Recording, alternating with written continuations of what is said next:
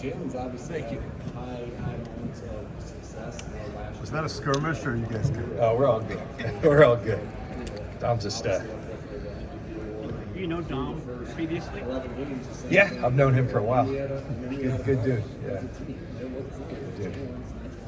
John, with the draft going on, obviously draft picks and roster construction is fluid. Would you consider that your draft strategy is more best player available or drafting for need in certain spots?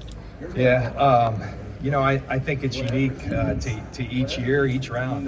You obviously have an overall philosophy, but we just like drafting good players, and it doesn't matter when. And sometimes guys don't get drafted, become free agents. And I think if anything, we've showed that it doesn't quite matter where in that process you become part of our team. You're going to have an opportunity. And if you can help us, you'll be a part of us. So that's what we look for. We've got a lot of characteristics that we've defined over time that we value, and we try to focus in on those, both in the talent of the player and their makeup. So that's what we found to be successful. John, you've evaluated a lot of players in your career, more than a handful from Nick Saban's Alabama. Yeah. What about kind of his system has guys that's coming out maybe an extra step quicker, or just understanding some more? They've been challenged.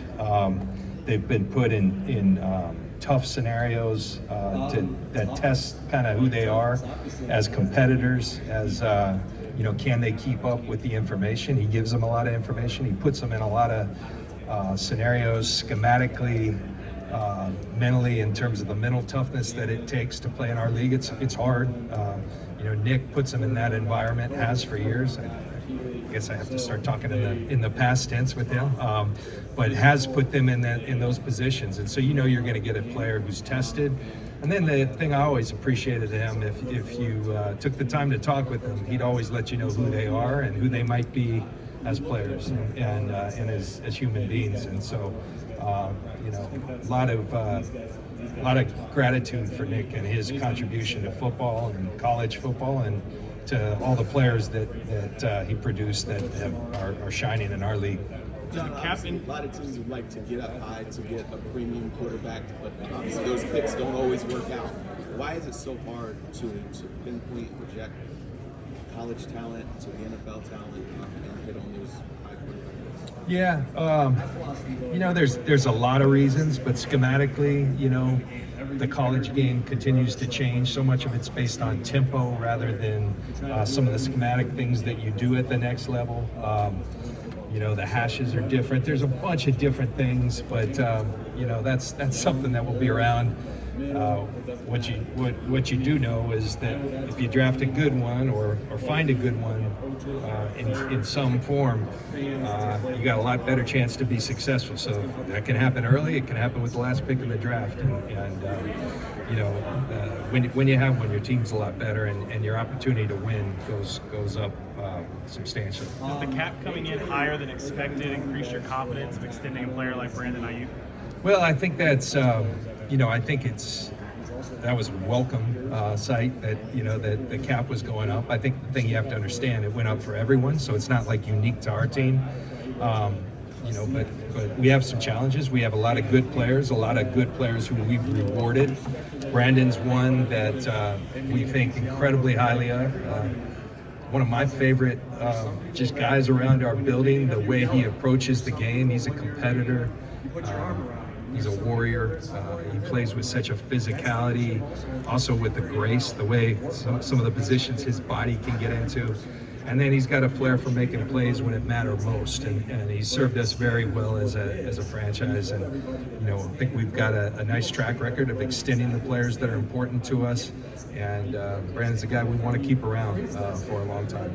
John, as someone as an evaluator, when you're in the pre-draft process, how much do you factor in maybe someone's body language in interviews, or when you're watching them on tape, or just kind of in those intangible moments? You gotta be careful.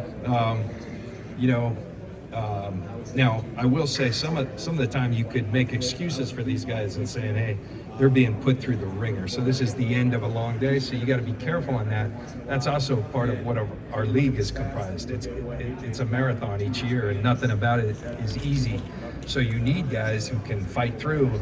But I think you can make way too much out of a 15-minute interview at times. I think you get better at identifying a way to ask questions to know, is this guy, and sometimes it's never about this guy's not a good person, this guy's not a good guy. Does he fit with our organization? Does he are the things that are important to us, does he represent those? Are they important to him? Those are the type of things that probably you gain the most value. And sometimes it's just a feeling, man, that was a cool meeting, and but the meetings are one part of that. So body language, I could tell you something. I remember I had a habit as a player. After a play, I'd put my head down. People early in my career thought I had bad body language because I was down on myself. That's just how I thought. I put my head down and focus. People make me aware of it. Hey, to be a leader, you might want to change that, and I'm grateful that those people pointed that out. So, but thank God they didn't cut me because of it. How's Michigan distinguished itself as obviously? The University of Michigan? Well, I think they have the most players in the combine this year. So I think their class this year is kind of representative of this draft to me, where there's some blue chip players, but this is a really deep draft at a lot of different positions. I think Michigan that was a team this year, and there was talent throughout at all levels on offense and defense. Are there going to be a ton of high top 15 picks? I'm not sure out of Michigan, but there's a lot of good football players that have been taught well, and man, they played well as a unit. Given that complexion of the draft, are you happy with where your picks are at? It seems like you have 11 picks, right? And you just mentioned that it's deeper, maybe more than top heavy. Yeah, and we've got a first round pick for the first time in a long while. That's nice. But we really try to focus on making them all count, and they're all an opportunity to improve your organization. And we look at each one of those as such. And we pride ourselves on putting as much into the late rounds as we do into the early. And so we'll take them where they come, and we'll try to make the most of them. Hey, John, going back to Michigan, will you talk to their coach of last season to gain information about those players? I don't know how much he'll talk to me, but I always have fun talking to Jim. I think it's great he's back in our league. He's fun. I get great. I learn from the things he says, and I get great entertainment out of watching the way. I mean, I told him I saw him at the Super Bowl at the commissioner's party, I believe, in his Rockford Files deal in his camper. I mean, that speaks to me. That's when I grew up watching that show, and stuff like that. I kind of relate to, and so I think he's a character. I think he's awesome for football, and I'm glad he's back in our league until we're playing him. John, there's two of us Green Bay guys here. The Packers obviously hired Aaron Hill. What can you tell us about Aaron and the role that he played in keeping you guys healthy? Aaron Hill. I thought you were going to go to Jeff Hafley, I but I can talk about Aaron Hill too. Aaron's tremendous. Real happy for Aaron. Dustin Perry has really, is a big part of the foundation of who we are as a team. He's very integral in everything we do, the way we plan our practices, the way we try to organize our week so we can be most efficient, have our players ready. So Dustin Perry's our lead guy. Aaron's been a guy working under Dustin for years. We knew we were going to lose him at some point. Matt did a great job of doing it the right way, calling Kyle, asking for the permission, and Aaron got a great opportunity for a great organization. I'm happy for Aaron, for his family.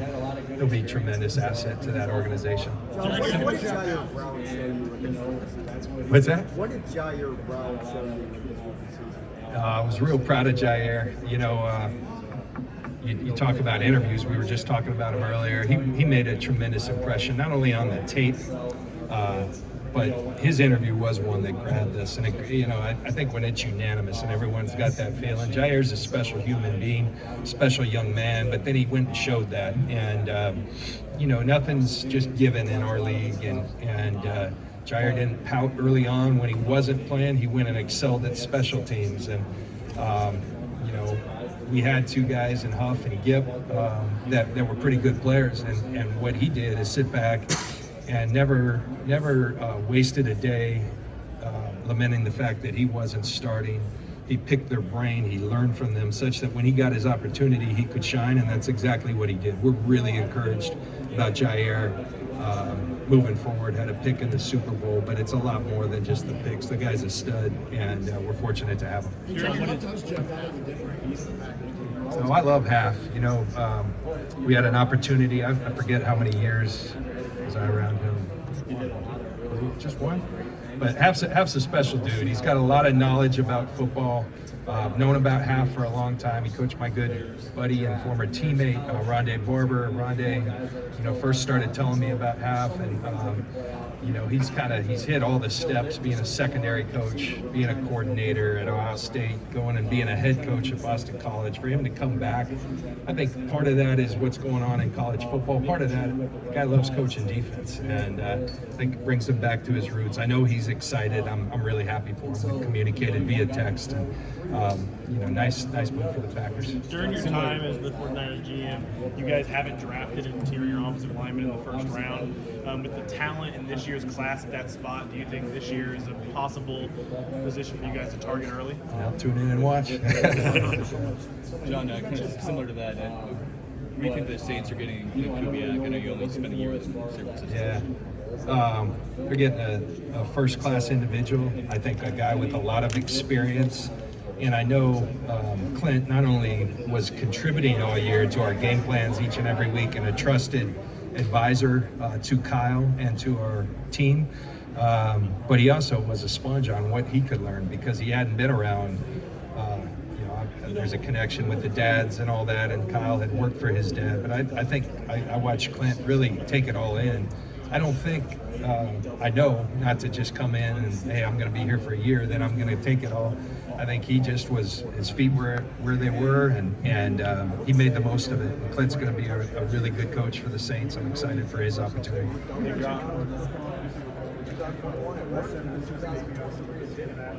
I think when you look at a Michigan, how much easier is it to sync up what a player is like at the next level? Based on what they run. They're a team that's done to me a nice job of blending both. You see them, using the clapping cadence and stuff, but then you're seeing power under quarterbacks under center, or if they're under gun, still principles that you see in our league. So they play a physical brand of football.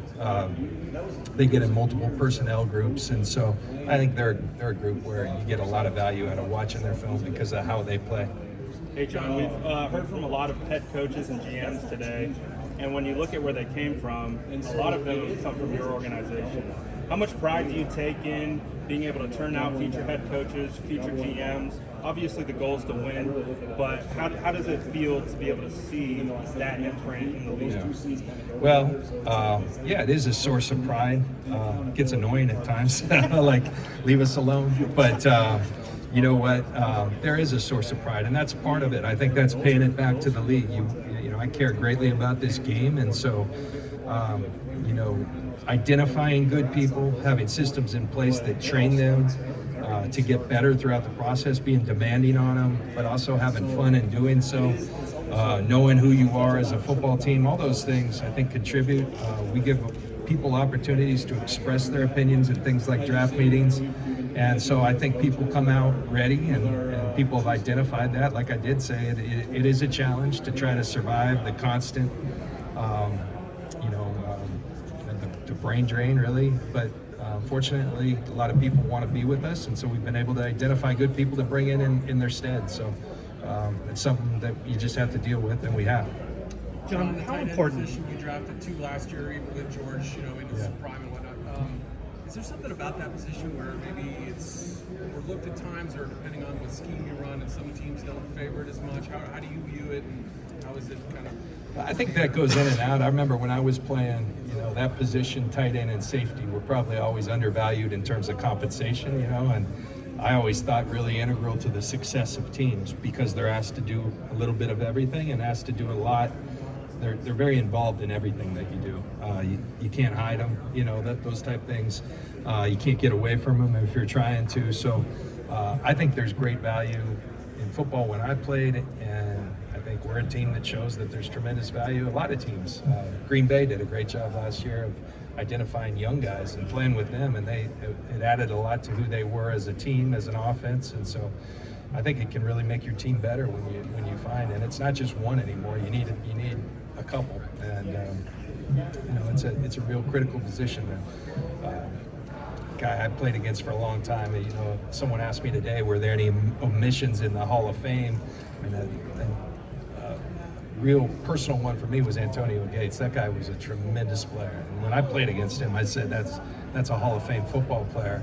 And so, you know, he's got to wait like a lot of us did and have to. But man, I knew when I played against that guy was special, was different, and contributed to his team winning at a great rate. So. John, leading up to the draft, how important is it for you as an organization to know what other teams are thinking, which guys they have valued, and have you gotten better at, through the years, of kind of being able to differentiate fact from fiction? I think you can drive yourself crazy trying to do that. Now, having said that, you want to always be aware of things that are said, you know, in the media, at podiums like this, you know, things that are said locally in their media, reports on who's coming in for 30 visits and things like that. You know, people have gotten pretty good at identifying those things. They can give you some clues, or they could be pulling your leg. So you can't totally focus. We try to focus on us, but it is important to know, you know, what's your competition. I would say probably when we've picked real early, that's probably when it's most important to try to gauge. Once the draft starts, it's on and it's kind of moving. If you still looking to hire your defensive coordinator, does that change the way you evaluate defensive players in this upcoming class? No, because I think we have a great idea who we're going to be and continue to be and the things we believe in. So is it important? Sure, and we're working towards that. Kyle's working towards that. And that will come in due time here, but we want to be true to the process and learn a lot from it, identify, you know, some of the changes and tweaks we want to make while still staying kind of to our core. All right, guys. This is the Appreciate first it. time seemingly Last in one. a while that your quarterback situation is settled going into the offseason. What effect, if any, does that have on the evaluation and the offseason process here? It's a nice feeling. I know that having stability at that position. You know, people forget last year was Brock's first full year as a starter. So I think that leaves you feeling pretty good about his opportunity to, with what we've already seen in his couple of years, in particular last year, the first full year as a starter, coming off the injury, we're past that. And just gives you a lot of confidence going in. And now it's like kind of building around him. And that's it gives you a foundation to build off of. And that is a really good feeling, a settling feeling. All right, thanks, guys. All right.